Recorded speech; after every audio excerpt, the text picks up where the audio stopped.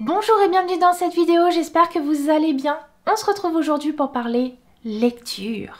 Mais avant toute chose, avant de commencer, je tenais vraiment à vous remercier pour l'accueil que vous avez fait à ma précédente vidéo, donc ma pile à lire du Pumpkin Autumn Challenge, parce que vous avez été très nombreux à regarder cette vidéo, à la liker, à me laisser un petit commentaire dessous, et franchement, ça m'a beaucoup touchée, donc merci du fond du cœur, vraiment. Aujourd'hui, on se retrouve pour une vidéo de chronique lecture.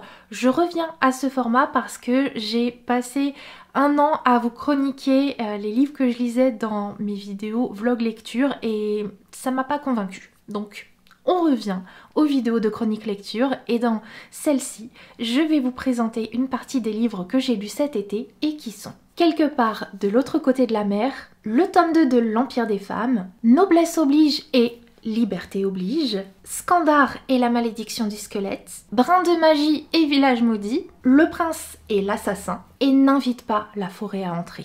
On commence par Quelque part de l'autre côté de la mer de T.J. Klune, publié chez les éditions de Saxus, qui n'est autre que la suite du roman La maison au milieu de la mer céruléenne, qui est sorti il y a maintenant quelques années et je l'avais lu à l'époque et je l'avais adoré, vraiment gros coup de cœur sur ce roman de cozy fantasy et j'avais tellement aimé ce livre que quand j'ai su que cette suite allait enfin sortir chez nous, je me suis ruée dessus. Alors déjà pour commencer, dans le premier tome, on va y suivre le personnage de Linus. Linus qui a pour travail d'aller inspecter les orphelinats où se trouvent des enfants qui ont des pouvoirs magiques et de voir s'ils sont bien traités. Et une de ses missions va le conduire dans la maison au milieu de la mer céruléenne, qui est un orphelinat où résident des êtres très particuliers. Linus va se rendre sur place. Il va tomber sous le charme des lieux, sous le charme du caractère de chacun des enfants qui y résident, mais il va également tomber sous le charme du directeur de cet orphelinat. Et dans ce premier tome, c'est vraiment cette découverte entre Linus et ses êtres extraordinaires. C'est un tome qui est hyper réconfortant, tout doux, hyper bienveillant, que j'avais juste adoré, et d'ailleurs un tome qui peut se lire comme un one-shot, hein.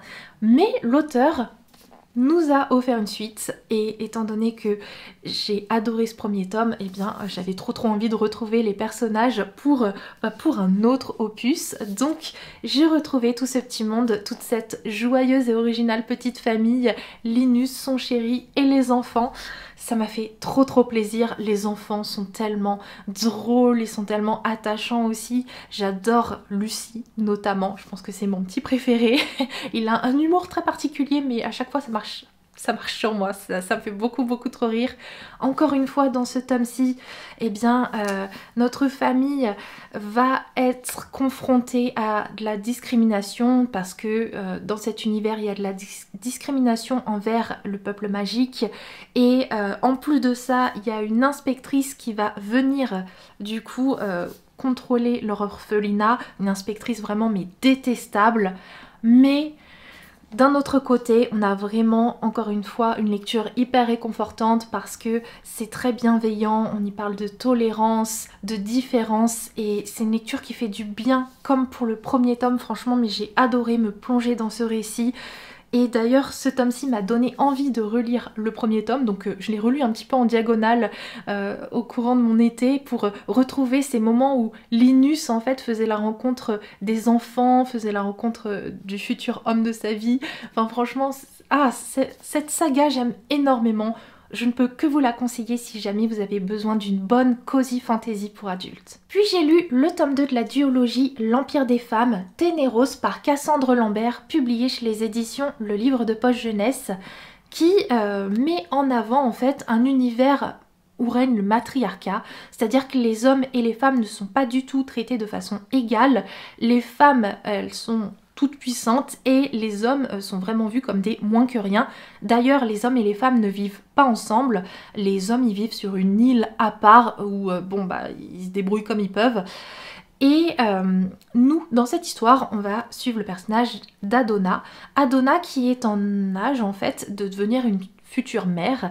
elle en a pas trop envie, c'est pas forcément son objectif principal, mais on va pas trop lui laisser le choix, donc elle va devoir s'inscrire pour potentiellement recevoir un géniteur. Du coup, eh bien, ces géniteurs, d'où sortent-ils? Eh bien, de l'île des hommes, forcément. En fait, ce qui se passe, c'est que chaque année, il y a quelques hommes qui sont recrutés sur leur île. On les emmène sur l'île des femmes et ils doivent participer à un tournoi un petit peu à la Hunger Games où seuls les meilleurs restent et peuvent potentiellement devenir des géniteurs pour les femmes. Et nous, dans tout ça, eh bien, on va suivre le point de vue d'Adona, mais également celui d'Hélios. Hélios, lui, qui est un jeune homme qui va tout faire pour eh bien, être sélectionné et pouvoir débarquer sur l'île des femmes. Alors lui, il n'a pas forcément envie d'être géniteur, mais son but, vraiment, c'est de renverser les choses afin que ce système complètement inégalitaire entre les hommes et les femmes cesse. Du coup, là cette fois-ci on est dans ce tome 2 qui clôture cette duologie. Un tome 2 où même si j'ai beaucoup aimé suivre Adona et Hélios, je pense que mon point de vue préféré pour celui-ci, ça a vraiment été le point de vue de Sirène, qui est la meilleure amie d'Adona, parce que dans ce tome-ci, on assiste vraiment à sa déconstruction en fait. Et autant Adona, de base, dans le premier tome, on voyait qu'elle était quand même assez sceptique sur le traitement réservé aux hommes. On voyait qu'il y avait des choses déjà qui la mettaient mal à l'aise. Autant Sirène, elle part de beaucoup plus loin. Et du coup, c'est très intéressant de la voir petit à petit changer de regard sur les choses. Après... Honnêtement, ça a été aussi un plaisir de retrouver Adona et Hélios. Honnêtement, une saga que j'ai beaucoup aimée, même si je trouve peut-être que la fin est très rapide. Mais bon, c'est un petit peu le risque quand on a 2 tomes qui sont quand même assez courts. Puis j'ai lu la saga Noblesse oblige de Maïwenn Alix, publiée chez les éditions Slalom. Quand j'ai vu que ma médiathèque avait ce premier tome, je l'aurais emprunté parce que, à force de voir de très bons avis sur cette saga, forcément, ça m'avait rendue curieuse et j'avais envie de voir ce qui s'y cachait. Alors, Noblesse oblige, c'est une uchronie. On s'intéresse à ce qui se serait passé si jamais les événements de 1789 n'avaient pas abouti. Du coup, en France, eh bien, il y a toujours la monarchie. On est sous le règne de Louis XXI et... chaque année, il y a une émission de télé-réalité qui remporte un grand succès et qui s'appelle Noblesse oblige.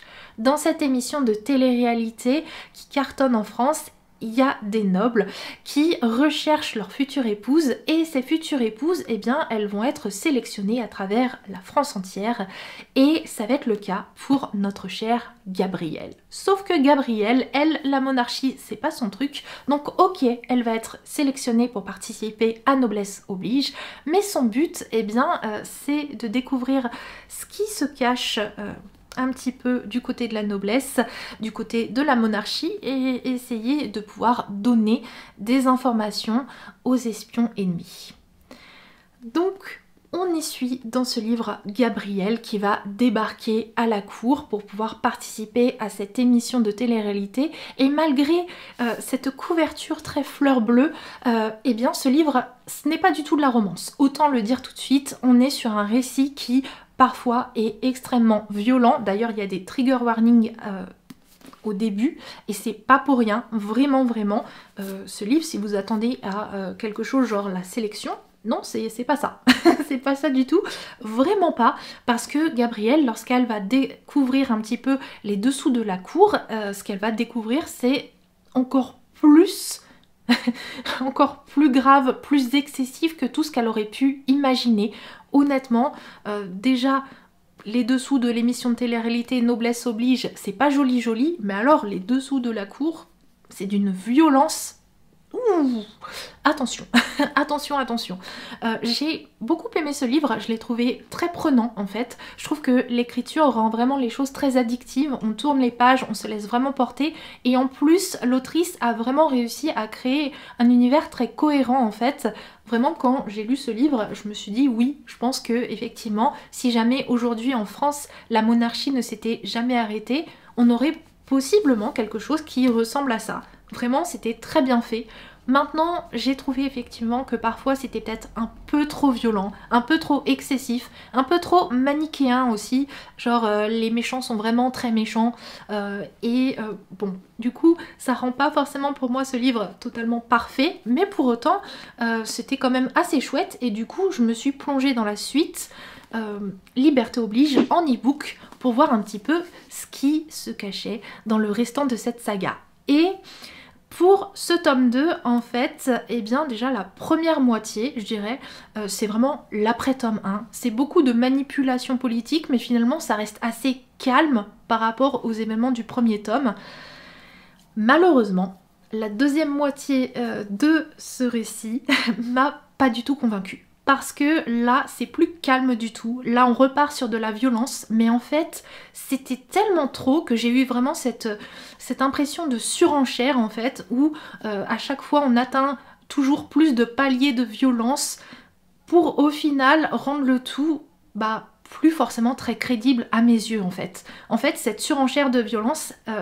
elle m'a complètement sortie du récit. J'ai eu l'impression que à trop vouloir en faire, eh bien finalement moi ça m'avait complètement détachée de cette histoire, et c'est vraiment dommage parce que je trouve qu'il y a un potentiel de fou à ce récit.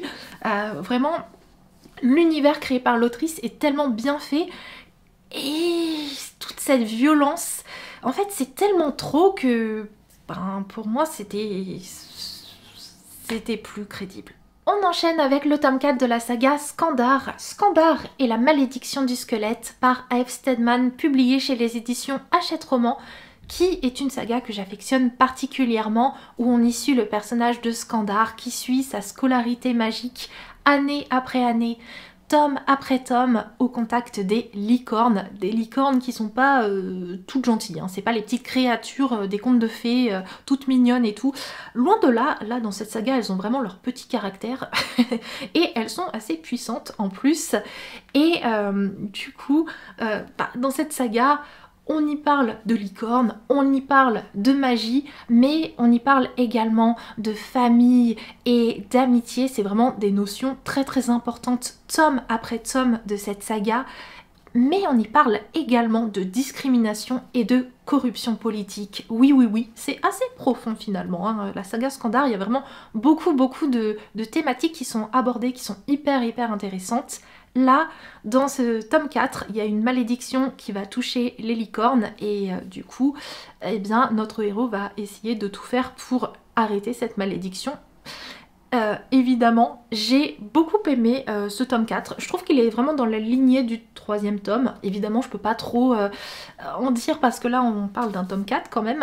Donc, je peux pas spoiler les tomes précédents. Mais c'est vrai que autant je trouve qu'il y a un vrai lien entre les tomes 1 et 2 de cette saga, je trouve que également il y a ce lien entre ce tome 3 et ce tome 4. Vraiment, on sent que c'est un sous-arc finalement dans cette saga, cette partie avec ces tomes 3 et 4 qui se rejoignent, qui se complètent. J'ai beaucoup aimé ma lecture, et ce que j'ai encore plus aimé, c'est la fin. Parce que il se passe une petite dinguerie avec le personnage de Flo. Honnêtement, suite à ça, je me suis posé 10 000 questions en mode « Attends, comment ?»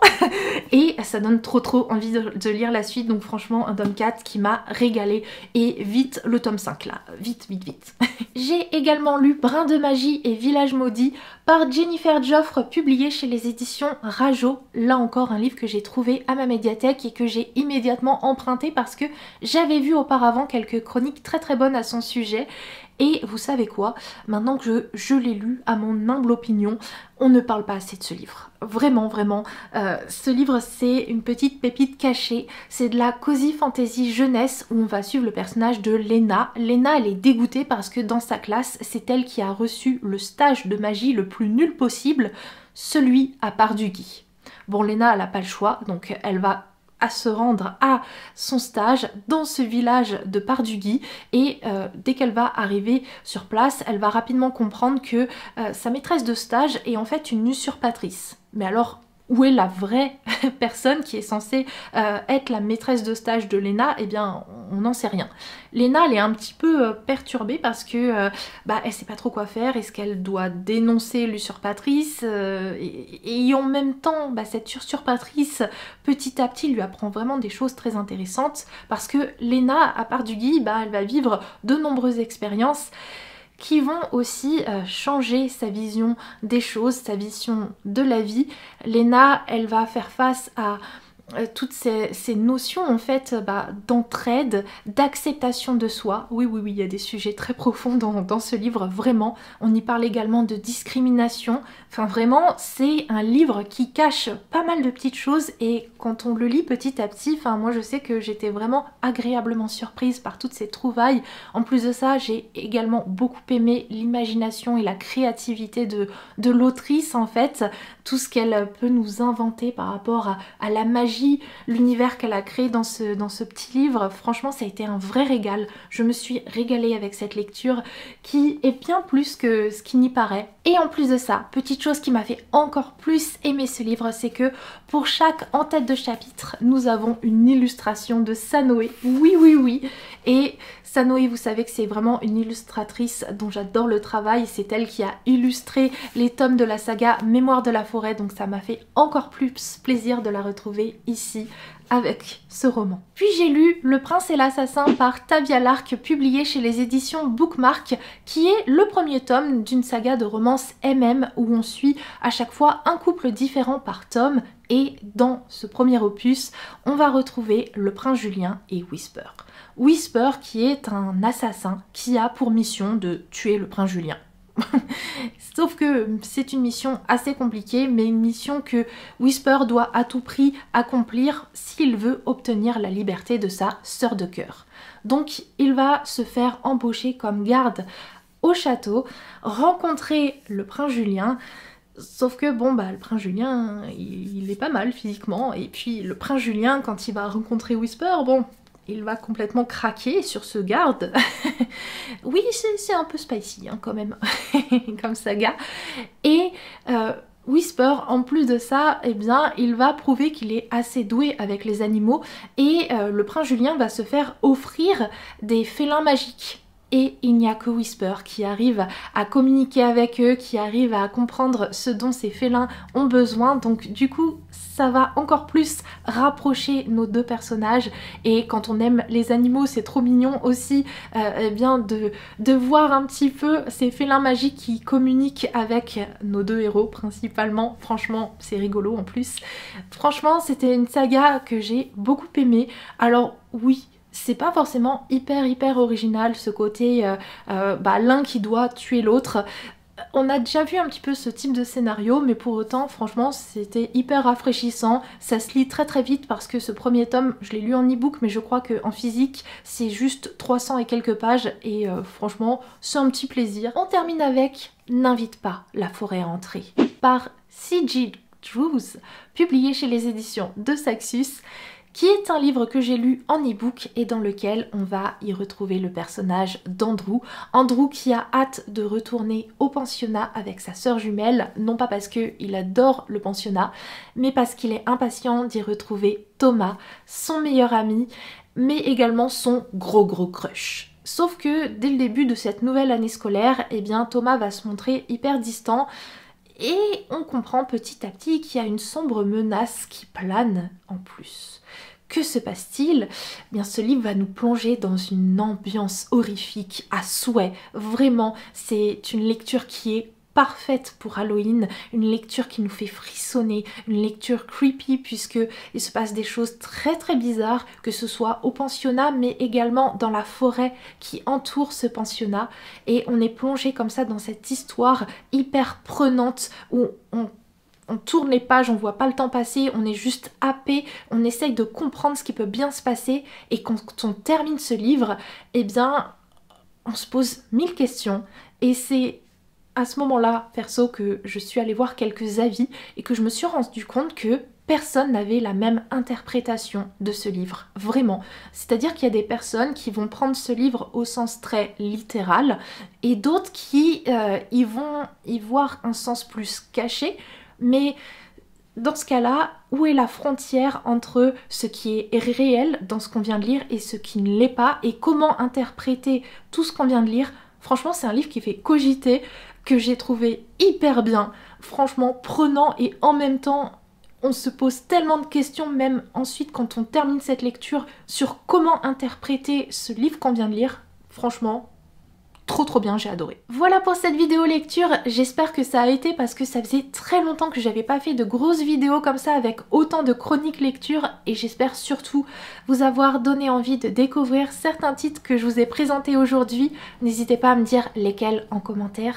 Moi sur ce, je vous laisse là, je vous fais de très gros bisous et on se retrouve très vite et tout bientôt pour une nouvelle vidéo.